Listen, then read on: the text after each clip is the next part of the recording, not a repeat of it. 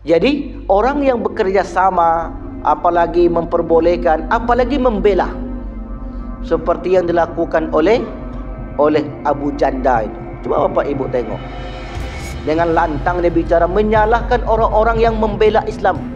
Disalahkannya Ustaz Felix Shaw, disalahkannya MUI, disalahkannya, tanpa sadar sesungguhnya dia sedang menunjukkan jati dirinya. Itulah yang terjadi hari ini. Ilmunya digunakan untuk mengelabui manusia. Yang salah menjadi benar, yang benar menjadi salah. Dan orang yang berilmu itu, Bapak Ibu yang dimuliakan Allah, orang yang pertama-tama ditampakkan ke neraka. Alhamdulillahirabbil alamin. Khalaqal mauta wal hayata liyabluwakum ayyukum ahsanu amala. Alhamdulillahilladzi ahyana ba'dama amatana wa ilaihin nusyur. Asyhadu an la ilaha illallah wahdahu la syarikalah wa asyhadu anna Muhammadan abduhu wa rasuluhu la nabiyya ba'dah. Allahumma salli ala sayyidina Muhammad wa ala ali sayyidina Muhammad. Kaum muslimin, Bapak Ibu yang dimuliakan Allah, sebelum kita melanjutkan tema baru, sebagaimana biasa kita bermohon kepada Allah agar segala urusan kita dipermudah Allah. Yang sakit diangkat penyakitnya, yang sedang berurusan dimudahkan segala urusannya. A'udzubillahi minasyaitonirrajim. Bismillahirrahmanirrahim. Alhamdulillahirabbil alamin. Assalatu wassalamu ala asyrafil anbiya'i wal mursalin wa ala alihi wa ashabihi rasulillahi ajmain. Allahumma anzil sakinata wal barakata was salamata ala hazihil jamaah, jamaati Masjid Nurul Huda ya arhamar rahimin. Allahumma rfa' marda minna shifaan la yughadiru ba'dahu saqama ya arhamar rahimin. Allahumma sahil umurana wa umur walidaina wa umur ala asatidatina wa umur ala jami'il muslimin wa muslimat birahmatika ya arhamar rahimin. Rabbana atina fid dunya hasanah wa fil akhirati hasanah wa qina adzabannar. Alhamdulillahirabbil alamin. Baik Bapak Ibu yang dimuliakan Allah, masuk bab yaumul hisab. Yaum artinya hari, hisab bisa bermakna menghitung. Yaumul hisab dari kata hisab ha sin ba, yahsabun itu mengira, bisa juga maknanya wa annahum yuhsinuna sun'a wa yahsabuna annahum yuhsinuna sun'a, mereka mengira bahwasanya mereka telah berbuat baik. Bisa juga bermakna pemeriksaan. Cuma yang populer yang sering kita dengar hari perhitungan. Perhitungan sebenarnya kenapa disebut perhitungan? Berarti ada yang dihitung-hitung di situ. Atau mengapa disebut hari pemeriksaan? Karena setiap orang akan diperiksa, kecuali ada pengecualiannya, kecuali tiga kelompok. Jadi boleh seseorang tidak diperiksa di akhirat. Periksa ini maknanya ada yang diperiksa dengan hisaban yasiro, pemeriksaannya mudah. Wa hisaban asiro, ada pemeriksaannya yang sulit. Sebelum kita masuk ke pembahasan, kita ilustrasikan dahulu. Hisaban yasiro, hisab yang mudah. Misalnya sama kayak kita masuk bandara. Masuk bandara itu ada orang yang diperiksa ketat sekali. Buka koper, buka ikat pinggang, buka sepatu, buka topi. Bahkan hal-hal yang dianggap mencurigakan itu dibuka. Pemeriksaannya ketat sekali. Tetapi ada pula orang ketika sampai di alat detektor bandara ataupun tempat tersebut, tempat tertentu, mereka tidak diperiksa kecuali sekedarnya saja. Dan bahkan ada pula yang tidak diperiksa. Makanya yang tidak diperiksa inilah barang-barang itu bisa masuk. Siapa yang menentukan itu? Yang menentukan pemilik. Kalau di dunia, penentunya adalah pemilik kebijakan atau kekuasaan.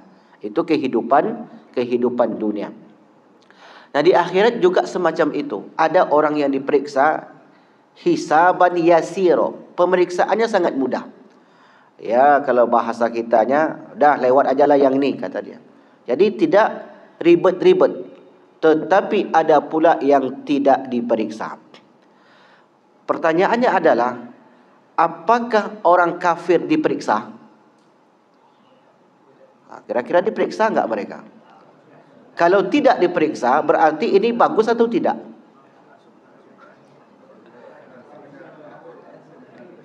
Nah, yang diperiksa di akhirat itu adalah orang yang punya amal. Kalau tak punya amal, apa yang mau diperiksa? Di sini bisa dipahami Bapak Ibu. Jadi, kenapa harus dilogikakan begitu, Ustaz? Ya, karena kita kan punya akal. Memahami ayat Al-Quran butuh logika nalar yang tajam. Supaya apa? Supaya kita dapat memperoleh pengetahuan yang bisa diterima oleh akal. Nah, di akhirat itu ada orang yang tidak diperiksa. Tidak diperiksanya mereka masuk surga. Langsung masuk surga. Ada orang yang tidak diperiksa. Ya, dalam satu pendapat dikatakan, mengapa orang kafir itu tidak diperiksa? Karena percuma. Walaupun diperiksa, tak bisa menentukan surga mana yang dia tempati, maka untuk apa diperiksa? Ini ada pendapat yang mengatakan demikian, sehingga kemudian orang kafir itu tidak perlu diperiksa. Dan ada orang yang diperiksa. Jadi 3 kelompok. Kita urai satu persatu. 3 kelompok orang yang diperiksa. Berarti orang diperiksa ini nanti kita sebutkan ciri-cirinya siapa. Kemudian ada orang yang tidak diperiksa masuk surga. Ada orang yang tidak diperiksa langsung masuk neraka. Kalau masuk neraka berarti adalah wasiqal ladzina kafaru ila jahannam zumara. Maka orang-orang kafir itu digiring menuju neraka jahanam secara berkelompok-kelompok. Orang beriman juga demikian, wasiqal ladzina taqau ila jannati zumara. Ada orang-orang orang-orang yang masuk surga secara berkelompok-kelompok tanpa merasakan kesulitan. Satu kelompok diperiksa. Satu kelompok tidak diperiksa masuk surga. Satu kelompok tidak diperiksa karena tidak ada amal masuk neraka.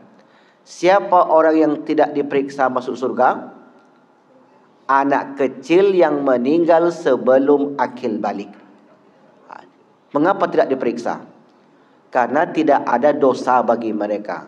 As-sabiyyu hatta yahtalim. Rufi'atil qalam, diangkatnya pena dalam 3 kondisi. Diangkat pena ini maksudnya apa? Tidak ditulisnya sebagai pahala ataupun sebagai dosa. Yang terutamanya sebagai dosa. Tidak ditulisnya dosa bagi anak yang belum akil balik. Belum berfikir. Yang kedua, an-naimu hatta yastayqiza. Orang yang tidur sampai terbangun. Yang ketiga, orang yang gila, akalnya rusak sampai sadarkan diri. Ini dalam satu hadis itu 3 disebutkan. Diangkatnya pena karena 3 perkara. Yang pertama, anak kecil sampai akil balik. Maka anak kecil lahir dari rahim siapapun Bapak Ibu, mau itu muslim ataupun non muslim. Ayahnya misalnya non muslim, emaknya non muslim, lahirlah anak. Anak ini kemudian meninggal sebelum mencapai usia balik. Maka anak ini di mana keadaannya di akhirat? Di dalam syurga. Mengapa mereka masuk surga, Ustaz, sementara ayah emaknya tidak muslim? Karena kullu mauludin yuladu alal fitrah. Setiap yang lahir ke dunia ini dilahirkan dalam keadaan fitrah. Apa artinya fitrah? Fitratul Islam. Fitrahnya Islam. Makanya Abu Hurairah menggambarkan orang yang fitrah itu seperti tisu kertas putih yang belum ada coretan-coretan. Belum ada dosa bagi dia. Maka yang menghalangi seseorang masuk neraka adalah dosa. Sementara anak kecil tidak memiliki dosa. Ini artinya Bapak Ibu, kabar gembira bagi orang tua yang Allah panggil anaknya lebih dahulu dibanding ayahnya sebelum akil balik. Itu adalah tabungan bagi orang tua. Apalagi kalau mereka memiliki 2 anak perempuan. Sebut anak perempuan, bukan anak laki-laki. Siapa saja mamin muslim yamut, meninggal 2 anak lam yablugh al-hinsu, belum sampai akil balik, maka kelak 2 anak perempuan ini akan menjadi hijab penghalang bagi orang tua minan nar. Jadi pembatas dari api neraka. Awalnya Rasul mengatakan 3 anak perempuan. Datanglah seorang ibu-ibu bertanya, "Ya Rasulullah, bagaimana kalau 2 anak perempuan?" Maka kata Rasul, 2 anak perempuan pun termasuk. Artinya, siapa yang Allah takdirkan di dunia ini memiliki anak perempuan meninggal sebelum akil balik, maka anak perempuan itu nanti dia dapati, dia temui dalam keadaan membelanya dari panasnya api neraka. Artinya apa Bapak Ibu? Setiap anak yang Allah berikan kepada seseorang, bukan berarti anak itu hilang begitu saja. Walaupun dari dalam kandungan, setelah diberi nyawa umur 120 hari. Karena seseorang itu sudah bernyawa setelah berumur 120 hari. 40 hari pertama berupa air, 40 hari kedua berupa darah yang menggantung, 40 hari ketiga sempurnalah janin tersebut. Lalu Allah katakan, fa idza sawaituhu wa nafakhtu min ruhi. Apabila sempurna sudah ciptaanku itu, aku tiupkan ruh itu.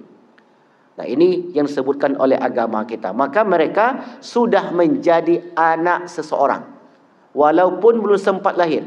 Bagaimana kalau orang tua itu, mohon maaf, kalau orang tua itu mengaborsi, Ustaz, membunuh sebelum diberi nyawa, berarti di bawah 120 hari, maka itu dosa besar. Tapi belum diberi nyawa berarti belum termasuk membunuh, menghilangkan nyawa. Tapi sudah hidup, jangan katakan janin itu tidak hidup. Hidupnya belum bersama ruh. Tetapi setelah di umur 120 hari sudah ada ruh di dalam janin tersebut. Maka oleh karena itu terhitung sejak umur 120 hari sampai sebelum akil balik, anak ini jika Allah panggil, keberadaannya nanti di dalam syurga. Itulah tabungan seorang orang tua bagi anaknya di akhirat kelak. Kemudian orang yang tertidur sampai bangun, juga diangkat pena, tidak ditulis bagi dia dosa dan pahala ketika melakukan perbuatan dosa. Yang ketiga, seorang yang gila, akalnya tidak sehat. Maka 3 kelompok inilah yang tidak dihisap, tidak dihitung amal buruknya di akhirat kelak. Ada tambahan lagi, orang yang tidak tersentuh dakwah. Dulu memang sudah pernah disampaikan, orang yang tinggal di pedalaman, orang yang tinggal di suku Sakai, Talang Mamak dan lain sebagainya, intinya mereka belum pernah mendengarkan dakwah. Maka apabila mereka meninggal dalam keadaan fitrah, mereka meninggal dalam keadaan tidak berbuat dosa, dan kelak balasannya masuk surga Allah Subhanahu wa taala. Ditambah lagi orang yang pikun. Nah, pikun sama seperti orang yang hilang akal tadi, cuman tak layak pula disebut orang gila. Intinya apa? Orang yang pikun itu mereka tidak tahu baik dan buruk. Sama seperti anak belum tahu baik dan buruk, disebut belum mumayyiz. Maka kalau ada keluarga kita yang pikun, lalu tak tahu solat itu berapa, jam berapa, maka mereka tidak ada taklif, tidak terbebani syariat. Kalau ada yang pikun ni Bapak Ibu, seminggu, sebulan, setahun, 10 tahun misalnya, maka tidak ada dosa bagi mereka, ketika tidak melakukan ibadah solat. Beberapa waktu yang lalu, seorang jamaah cerita ke saya, kami punya etek Ustaz. Etek kami ini tak tahu apa-apa lagi Ustaz. Ketika ayam berkokok, dia pun ikut berkokok. Ketika anjing melonglong, dia pun ikut pun melonglong. Asal dengar sesuatu suara yang aneh, dia ikut. Ini apa kategorinya Ustaz? Ya bisa jadi itu adalah sudah pikun, tak tahu lagi mana yang benar, mana yang salah. Jadi terlepaslah mereka. Kelak di akhirat kalau mereka tidak ada dosa. Tidak ada dosa artinya dari umur 15 misalnya, tiba-tiba gila sampai umur 30, habis itu meninggal. Berarti tidak ada yang dihitung. Atau misalnya dari umur 15 sampai umur 20 sehat. Berarti 5 tahun sehat. Masuk umur 21, 25 sampai meninggal, tiba-tiba pikun. Kalau ada. Tapi jarang. Biasanya pikun itu orang yang tua. Intinya apa? Orang yang tidak memiliki akal, tidak dihitung bagi mereka pahala dosa ketika itu. Berbeda dengan kita. Kalau kita, setiap detiknya akan dihitung. Kecuali dalam keadaan tidur.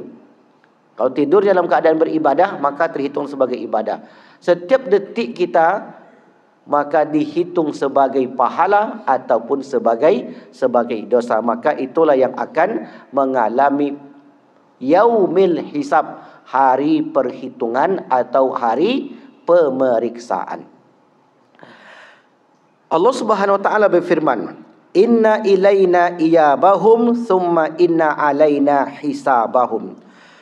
Sesungguhnya kepada kamilah mereka kembali, kemudian sesungguhnya kamilah yang berhak melakukan hisab, melakukan perhitungan atas mereka. Jadi kalau terkadang nanti saya sampaikan hari pemeriksaan, maksudnya juga sama, meskipun dalam teks-teks hadis, terjemahan hadis disebutkan yaumul hisab itu dengan dari hari perhitungan. Yaitu dihitungnya setiap amal. Kita ini hanya istilah yang kita buat. Dalil di Al-Quran, apa saja yang dihitung, semua akan dihitung. Yang kecil termasuk yang besar, semua akan diperhitungkan.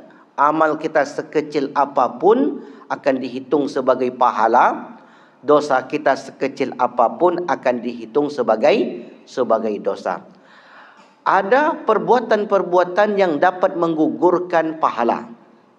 Ada perbuatan-perbuatan yang dapat menggugurkan dosa. Jadi begitulah indahnya ajaran Islam ini. Karena Allah tahu al-insan mahalul khata' wa nisyan. Manusia itu tempatnya salah dan lupa. Sehingga kemudian Allah buatlah amalan-amalan melalui lisan Rasul. Kalau lakukan begini maka gugurlah dosanya. Kalau dia lakukan seperti ini, gugur pula amal ibadahnya. Allah berfirman, yauma idzin tu'raduna la takhfa minkum khafiyah. Pada hari itu kamu dihadapkan kepada Tuhanmu, tidak ada sesuatu pun dari kamu yang tersembunyi bagi Allah. Ketika itu kita sudah berhadapan dengan Allah Subhanahu wa taala, maka tidak ada satu pun yang pernah kita lakukan kecuali akan diperlihatkan kepada kita. Ini semuanya ketika itu akan diperlihatkan. Allah berfirman, kita baca dulu dalilnya sebagai landasan. Wa yauma nuyassirul jibala wa taral arda barizatan wa hasyarnahum falam nughadir minhum ahada wa uridu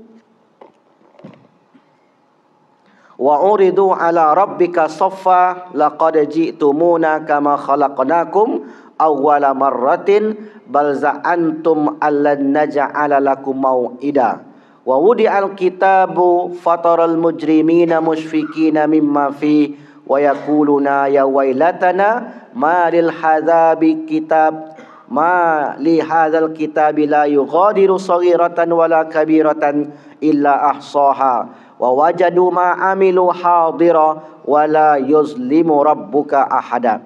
Dan ingatlah pada hari ketika kami perjalankan gunung-gunung dan engkau akan melihat bumi itu rata. Kami kumpulkan mereka seluruh manusia. bumi itu rata, karena bumi yang sekarang ditukar dengan bumi yang lain. Yauma tubaddal ardu ghairul ardi samawati wal ard. Jadi bukan lagi bumi yang sekarang. Dan tidak kami tinggalkan seorang pun dari mereka. Tidak satu pun di akhirat yang diberi akal tadi, yang diberi beban taklif syariat kepadanya, kecuali akan dihadirkan, kecuali akan mengalami perhitungan, pemeriksaan.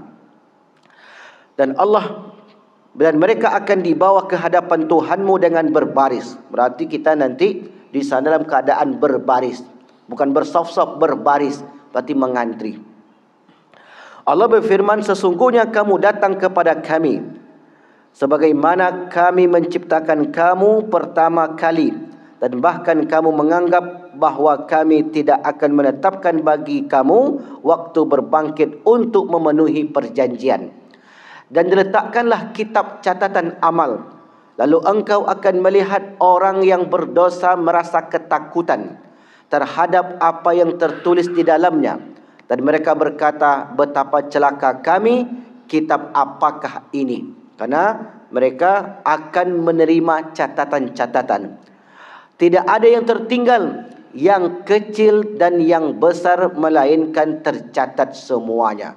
Satu pun tidak ada yang tertinggal. Terselip semua catatan begitu rapi, sehingga kemudian dan mereka dapati semua apa yang mereka kerjakan tertulis. Dan Tuhanmu tidak menzalimi seorang pun juga. Ini apa maknanya Bapak Ibu? Bahwasanya tanda keadilan Allah, sekecil apapun amal yang dilakukan seseorang akan dibalas oleh Allah Subhanahu wa taala. Hadis Rasulullah an Aisyah an Nabi sallallahu alaihi wasallam qala, laisa ahadun yuhasabu illa halaka. Qultu ya Rasulullah, alaysa Allahu yaqulu hisaban yasira? Qala dzakil ardu walakin man nuqisha al-hisaba halaka. Dari Aisyah, dari Nabi bersabda, tidaklah seseorang dihisab, dihitung, diperiksa, melainkan ia pasti binasa. Aku bertanya, wahai Rasulullah, bukankah Allah berfirman, maka dia akan diperiksa dengan pemeriksaan yang mudah? Dan beliau menjawab, itu adalah pemeriksaan, tetapi orang yang dibantah saat penghisaban ia binasa. Ini maknanya pasti menjelaskan hari hisab itu suatu kepastian. Sekarang kita masuk, itu definisi Al-Quran dan hadis. Sekarang kita masuk perkara-perkara yang akan dihisab, hal-hal yang akan dihisab, yang akan dihitung, yang akan diperiksa. Silakan Bapak Ibu tulis. Yang pertama, tanggung jawab kepada keluarga. Yang pertama, tanggung jawab kepada keluarga. Tanggung jawab kepada keluarga ini yang pertama-tama adalah seorang suami. Seorang suami bertanggung jawab penuh untuk anak dan istrinya. Kalau ada seorang istri yang melenceng, sementara suami tidak menasihati, cuek, maka yang dapat dosa adalah suami. Jadi suami ini sebenarnya ibu-ibu banyak dosanya. Kalau dia membiarkan istrinya tidak solat, mana tahu istrinya lupa, atau istrinya latar belakangnya mungkin agamanya yang kurang kuat, sementara suaminya tidak mengingatkan, maka sang suami berdosa. Tapi tidak sebaliknya.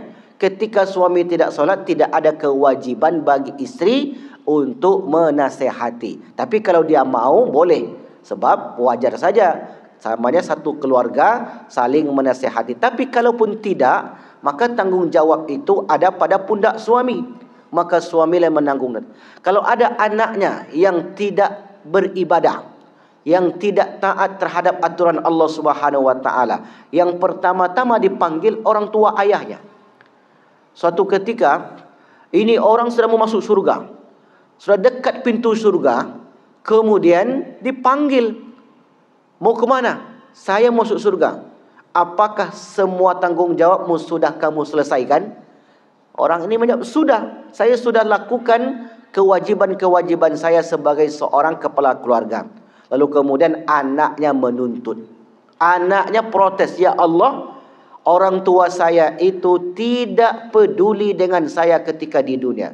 Saya tak solat, cuek. saya tak pakai jilbab, cuek, saya berbuat dosa, cuek. Dia tak peduli. Dia berikan kebebasan free will kepada saya. Karena kamu sudah besar, kamu sudah akil balik, maka tanggungjawab ayah sudah lepas.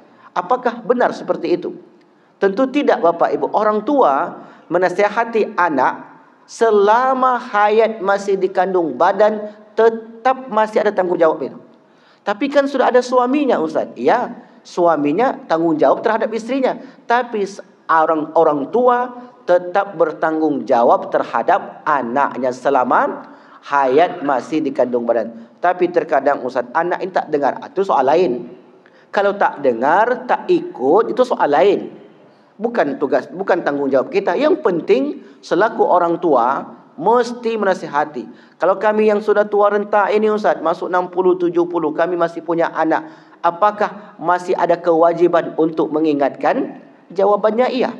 Tetap masih ada kewajiban untuk mengingatkan selama kita masih menyaksikan anak kita itu di depan mata kita. Itu tanggung jawab kepada keluarga. Dan ini tanggung jawab yang sangat besar sekali, sebab keluarga itu mereka bersama di dunia dan kelak mereka akan juga bersama di akhirat. Jadi kebersamaan seorang muslim sangat penting untuk dijaga sampai ke akhirat kelak. Apa kata Allah Subhanahu wa taala? A'udzubillahi minasyaitonirrajim. Bismillahirrahmanirrahim. Ya ayyuhalladzina amanu, hai orang beriman, qu anfusakum wa ahlikum nara. Jagalah diri kalian dan keluarga kalian dari api neraka. Wa quduhan nasu wal hijara, yang bahan bakarnya manusia dan batu-batu. Alaiha malaikatun, padanya neraka itu ada malaikat-malaikat ghilazun, yang bengis, syidadun, yang kasar, la ya'sunallaha, tidak pernah bermaksud kepada Allah, ma amarahum, apa yang diperintahkan kepada mereka, wa yaf'alun, dan mereka melakukan ma yu'marun, apa yang diperintahkan tersebut. Quran surat At-Tahrim, surat yang ke-66, ayat yang ke-6. Artinya, wahai orang-orang beriman, peliharalah dirimu dan keluargamu dari api neraka. Berarti ini tanggung jawab kepala keluarga ayah. Yang bahan bakarnya adalah manusia dan batu. Penjaganya malaikat-malaikat yang kasar dan keras, yang tidak durhaka kepada Allah terhadap apa yang dia perintahkan kepada mereka, dan selalu mengerjakan apa yang diperintahkan kepada mereka. Nah, kalau memang orang tua, khususnya di sini ayah, memiliki tanggung jawab, apakah ibu juga memiliki tanggung jawab? Ya, tapi tanggung jawabnya tidak sebagai kepala keluarga. Tanggung jawab seorang istri ketika suaminya tidak ada, maka dia bertanggung jawab menjaga rumahnya, tanggung jawab menjaga harta bendanya, dan tanggung jawab menjaga semua milik suaminya. An Ibni Umar radhiyallahu anhuma qala, dari Ibnu Umar berkata, sami'tu, aku mendengar Rasulullah sallallahu alaihi wasallam yaqulu, bersabda, kullukum ra'in, setiap kalian itu adalah pemimpin, wa mas'ulun an ra'iyatihi, dan bertanggung jawab atas semua kepemimpinan kalian. Wal imamu ra'in, seorang imam pemimpin, wa mas'ulun an ra'iyatihi, dan akan ditanyai, akan diperiksa kepemimpinannya. War rajulu, seorang laki-laki, ra'in fi ahlihi, terhadap keluarganya. Wa mas'ulun an ra'iyatihi, dan akan ditanya pula terhadap kepemimpinannya. Wal mar'atu fi baiti zawjiha ra'iyatun, dan seorang istri bertanggung jawab terhadap rumah suaminya. Wa mas'ulun an ra'iyatiha, dan bertanggung jawab terhadap apa yang diamanahkan kepada istrinya. Wal khadimu fi mali sayyidihi, dan seorang budak atau pembantu bertanggung jawab terhadap harta tuannya, dan kelak akan dipertanyakan apa yang diamanahkan kepada mereka. Ini maknanya, Bapak Ibu yang dimuliakan Allah, bahwasanya sebagai ayah, sebagai ibu, tidak pernah lepas dari tanggungjawab. Ini yang pertama.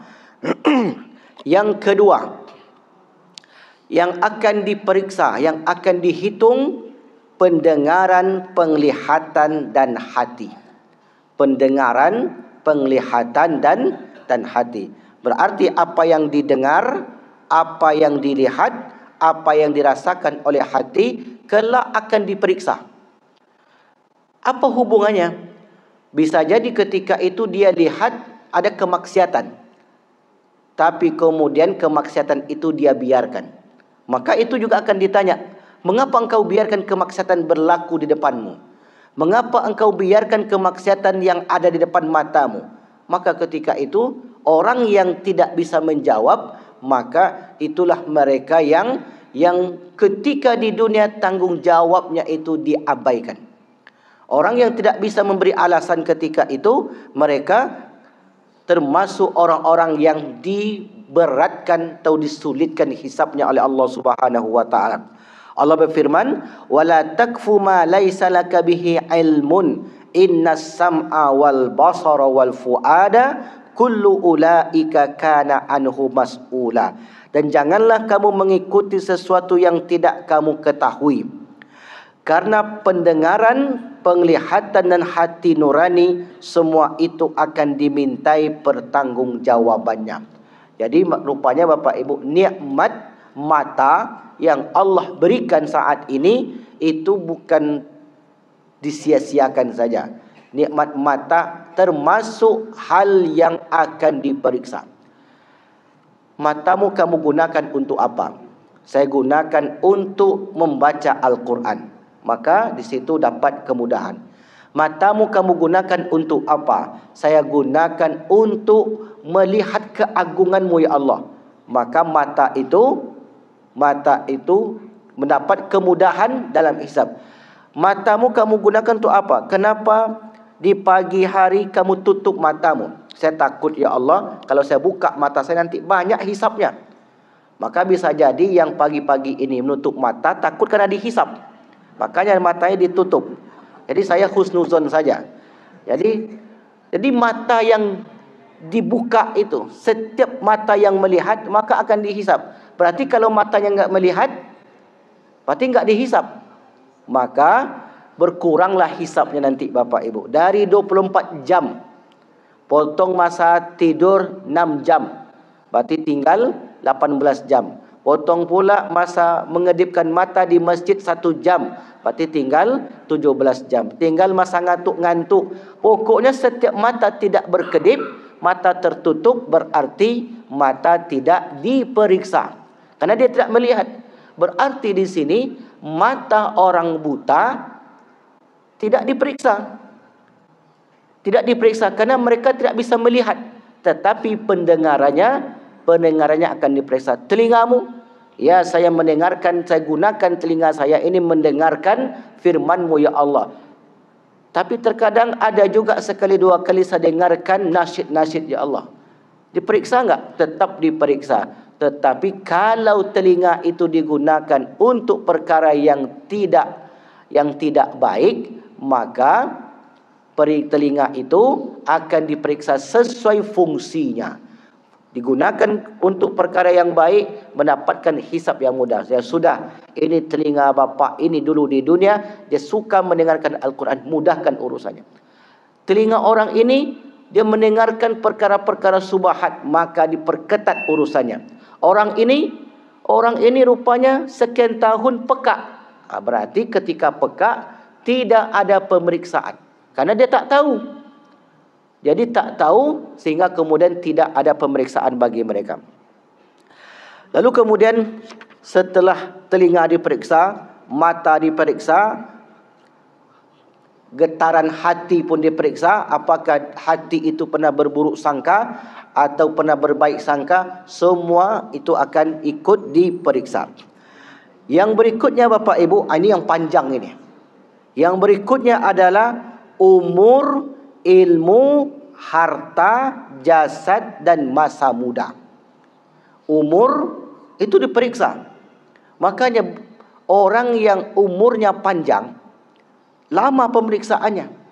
Tapi bukan berarti pemeriksaan itu menyebabkan dia masuk neraka, belum tentu. Kita akan menyebutkan pemeriksaan. Kalau dia umurnya panjang, khairun nas, kata Nabi, sebaik-baik manusia adalah man tala umruhu wa hasuna amaluhu. Umurnya panjang, amalnya baik. Pemeriksaannya lama untuk menentukan ini orang ditempatkan di surga mana. Karena surga itu ada 7 tingkatan. Firdaus paling tinggi, di bawahnya ada ma'wa, ada khuldi, lain sebagainya.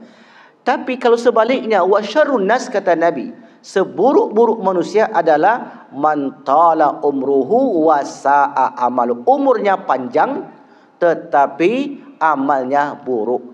Apa tanda amal buruk? Semakin tua, semakin jauh dari Allah. Itu tanda amal buruk.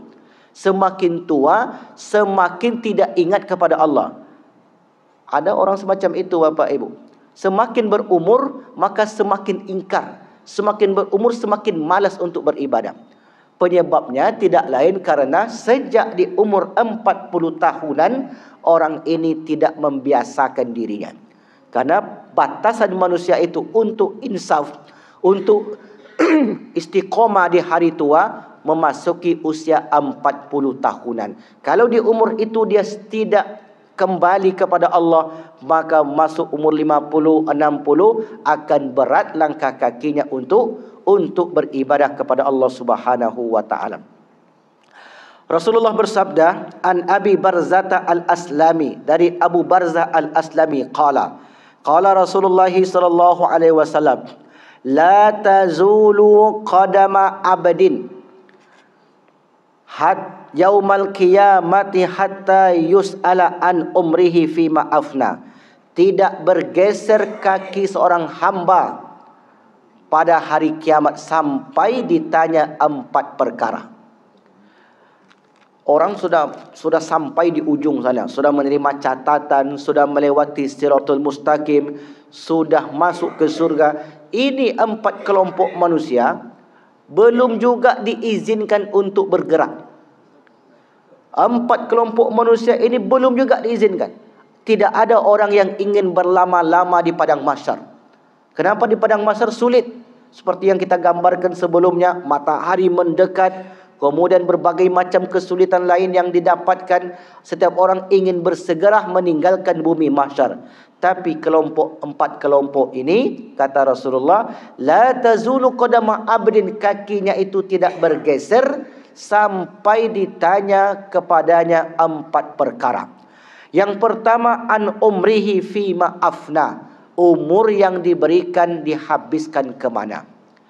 Tadi sudah kita singgung sedikit. Umur 70 tahun, engkau gunakan untuk apa? Saya gunakan untuk ke rumahmu ya Allah. Di akhir hayat saya selalu gunakan waktu-waktu saya untuk beribadah kepadamu. Selamat.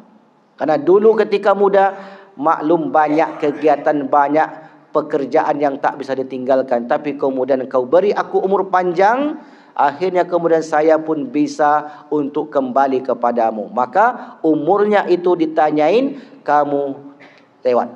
Yang kedua ditanya, an ilmihi fima fa'al, ilmunya apa yang dia amalkan.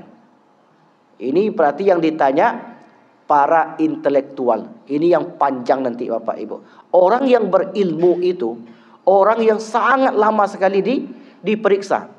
Karena ilmunya bisa jadi ilmu yang tafa'au bihi, ilmu yang mendatangkan manfaat, atau ilmu yang tidak mendatangkan manfaat. Jadi semakin banyak gelarnya orang itu, semakin banyak prestasi-prestasi keilmuan yang dilabelkan kepadanya, bukan berarti semakin mudah gelar ini diberikan, gelar itu diberikan. Makanya mungkin sebagian orang tak mau diberi gelar-gelar banyak, karena setiap gelar yang melekat pada dirinya akan dipertanggungjawabkan. Kamu menjadi ketua MUI misalnya, mengapa kamu tidak mengeluarkan fatwa haramnya atau mengeluarkan fatwa tidak bolehnya di negeri ini? Yang dipanggil pertama ketua MUI. Kalau di Kampar, ketua MUI nya siapa? Dr. Mawardi. Nanti beliau ditanya. Nanti tanyakan Ustaz, Katanya, kalau kita diberi jabatan, maka nanti akan ditanya jabatan kita itu, ilmu kita. Siapa yang bilang? Bilang nama saya nanti. Katanya Ustaz Wandi ngomong begitu, Ustaz. Berarti Ustaz nanti akan diperiksa jadi ketua MUI. Sudah 5 periode, kan sudah lama sekali. Di kota siapa yang akan periksa? Siapa ketua MUI-nya sekarang? Maka itu dari lembaga MUI. Kalau ada orang yang mengeluarkan fatwa, fatwanya itu merugikan umat Islam, memperbolehkan kerjasama dengan Israel misalnya. Kemudian, ini enggak live kan? Kalau live nanti kena apa namanya?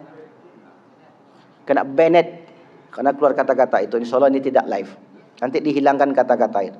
Karena hari ini Bapak Ibu, kalau keluar kata-kata seperti itu, apapun channel YouTube kita hilang. Itulah penguasa dunia hari ini tidak menginginkan kita menyebut keburukan-keburukan mereka. Jadi orang yang bekerja sama, apalagi memperbolehkan, apalagi membela, seperti yang dilakukan oleh Abu Janda itu. Coba Bapak Ibu tengok. Dengan lantang dia bicara, menyalahkan orang-orang yang membela Islam. Disalahkannya Ustaz Felix Shaw, disalahkannya MUI, disalahkannya, tanpa sadar sesungguhnya dia sedang menunjukkan jati dirinya. Dan itulah yang terjadi hari ini. Ilmunya digunakan untuk mengelabui manusia. Yang salah menjadi benar, yang benar menjadi salah. Dan orang yang berilmu itu, Bapak Ibu yang dimuliakan Allah, orang yang pertama-tama ditampakkan ke neraka.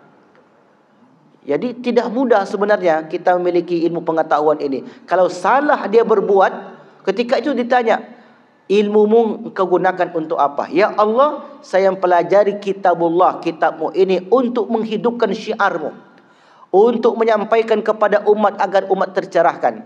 Maka kata Allah, kadzabta, engkau berdusta. Engkau menuntut ilmu itu supaya banyak followernya, supaya banyak pengikutnya. Jadi engkau buat yang macam-macam, yang penting orang senang. Coba Bapak Ibu tengok hari ini, orang berdakwah itu yang penting orang senang, yang penting banyak ketawanya, banyak lucunya. Dakwah itu sebenarnya tidak seperti itu. Karena dakwah itu mengajak orang. Tapi kan caranya boleh saja Ustaz, boleh, tapi jangan terlalu banyak bumbu daripada ayamnya. Ini banyak pula bumbunya daripada ayamnya lagi. Ayam ni cuma setengah kilo, bumbunya 2 kilo. Mana bisa dimakan? Jadi akhirnya kemudian keluar dari majlis itu rasa bumbu saja, enggak ada rasa ayamnya. Oleh karena itu, ketika dia memiliki pengetahuan dan pengetahuan itu disalahgunakan, maka orang tersebut pertama-tama dicampakkan ke dalam neraka. Jadi jangan terlalu bangga dengan ilmu yang luas kalau tidak diarahkan ke jalan yang baik. Seperti yang saya katakan di minggu yang lalu, seorang profesor namanya Profesor Musda Mulia, saya ulang lagi kata-katanya, Musda Mulia, mengatakan kalau laki-laki menikah dengan perempuan perkara biasa, tapi kalau laki-laki menikah sesama laki-laki, perempuan sama perempuan luar biasa. Ini namanya Profesor Dr. Haja Musda Mulia. Bayangkan Bapak Ibu, tokoh liberal. Dan masih banyak lagi. Misalnya seperti Ulil Absar Abdallah, tak apa-apa sebut aja namanya di sini. Muqsid Ghazali dan kawan-kawannya. Mereka ini adalah gembong daripada sekularisme, pemikiran-pemikiran yang merusak generasi muda kita. Dengan kecerdasan ilmunya, menyamakan antara budak yang di zaman dahulu dengan orang yang pacaran. Yang penting, mohon maaf sekali, yang penting ketika melakukan perbuatan tercela itu memakai alat. Itu dibuat begitu Bapak Ibu, dan betapa banyak orang yang mengikuti. Yang penting kan suka sama suka, jangan ada paksaan. Kalau dipaksa baru tidak boleh. Inilah yang mereka masukkan ke dalam kurikulum pendidikan kita hari ini. Kalau ada dua laki-laki dengan perempuan, laki-laki sama laki-laki dengan penuh kesukaan, artinya tidak ada paksaan suka sama suka, maka itu tidak boleh dilarang sebab itu hak asasi manusia, ilmu pengetahuan. Ilmu pengetahuan itulah yang membuat nanti manusia itu rusak. Dengan ilmu yang cerdas itu, aliran Syiah pun masuk selamat, aliran Murji'ah pun selamat, semua orang masuk surga. Ini namanya pluralisme agama. Semua orang masuk surga kata mereka.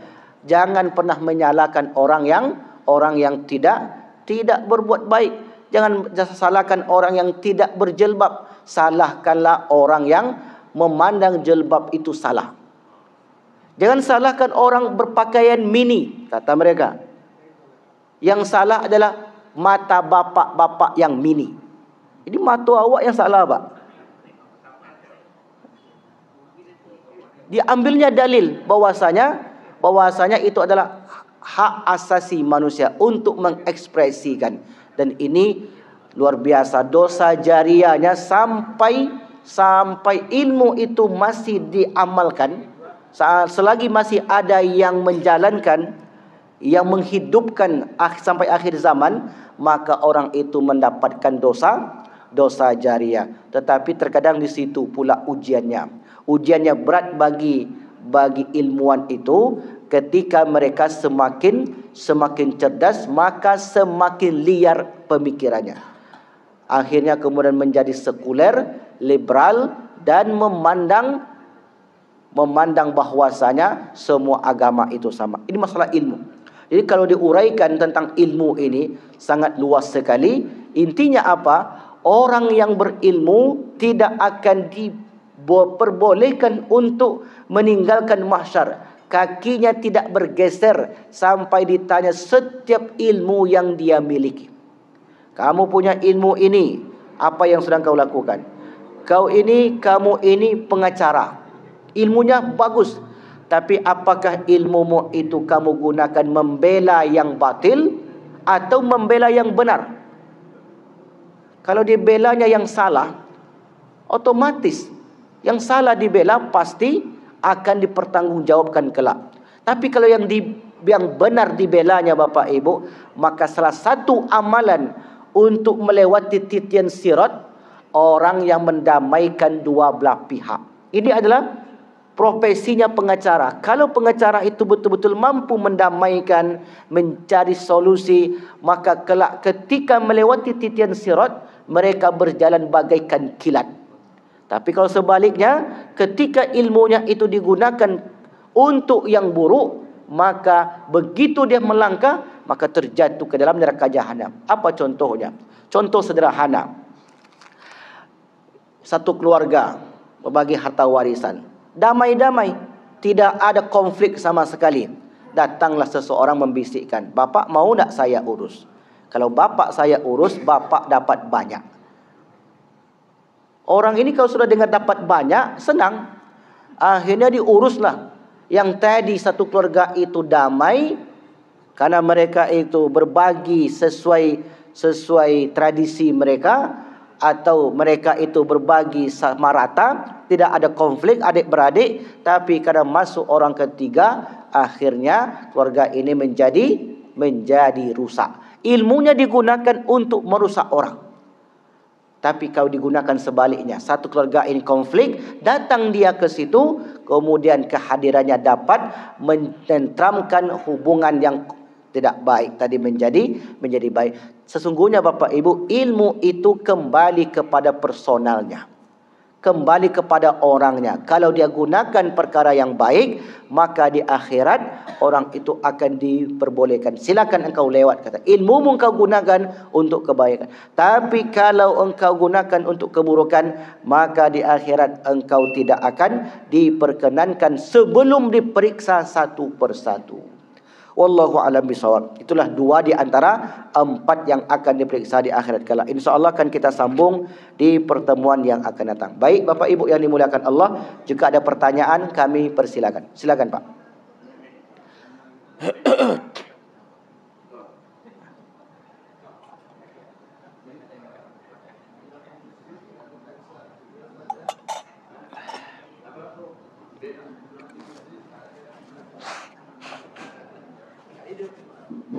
Assalamualaikum warahmatullahi wabarakatuh. Waalaikumsalam. Ustaz, saya membela bapak-bapak yang tidur, Ustaz. Baik. bapak-bapak yang ngantuk ini, tidur itu kan makanan tubuh, Ustaz. Baik. Karena dia tidur, konsentrasinya tidak terfokus. Ya. Karena di dalam hati itu banyak yang terkandung. Jadi mohon penjelasan, Ustaz, kenapa dia tidur mengantuk itu? Ya. Tapi sudah dijawab tadi. Di dalam hati itu ada beberapa. Sentral itu kan kalau mesin diesel PLN itu ada pistonnya, ada kiletnya, minyaknya habis, olinya kurang dan sebagainya. Maka PLN itu kalau sudah rusak bagian entah minyaknya apanya, maka lampu kita akan kedip-kedip, sentralnya udah kena. Mohon penjelasan kenapa sentral itu kena, Ustaz. Assalamualaikum warahmatullahi wabarakatuh. Saya pernah baca, tapi saya lupa tempatnya di mana. Tapi perkataan ini perkataan Imam Ghazali. Jadi yang membuat hati itu mati itu ada dua penyebab. Yang pertama banyak makan, yang kedua banyak tidur. Ya, karena kalau ketika banyak makan bawaannya ngantuk. Saya bukan menanyakan hati mati, bukan. Oh. Hati mati itu bangkai bayangan itu, Ustaz. Orang banyak mati hatinya. Bukan itu pertanyaan. Faktor penyebab dia tidur itu kan ada yang terkandung di dalam hatinya. Oke, baik. Bukan hatinya mati. Kalau hatinya mati orangnya nggak akan mati. Baik. Faktor mengapa orang tidur. Iya, usia. Faktor umur, faktor usia. Tapi enggak juga, saya 60 tahun enggak tidur. Ya. Jadi faktornya tidur itu banyak faktor. Yang pertama faktor umur. Yang kedua faktor kesehatan. Yang ketiga faktor tempat duduk. Ya, coba nyender. Coba kalau enggak nyender, enggak akan tidur. Faktor tempat duduk itu pengaruh. Kalau di bawah AC, kemudian dapat pula senderan tiang atau dinding, insya Allah tidur itu. Kemudian faktor karena tadi malam tahajud. Bisa jadi tahajud jam 3 sudah bangun, maka kemudian tak kuat menahan kantuk. Faktor lainnya, faktor karena apa lagi? Supaya nanti setelah pengajian dapat ngopi sedap karena sudah segar. Insyaallah baik. Ya cukup. Ya. Silakan, Pak.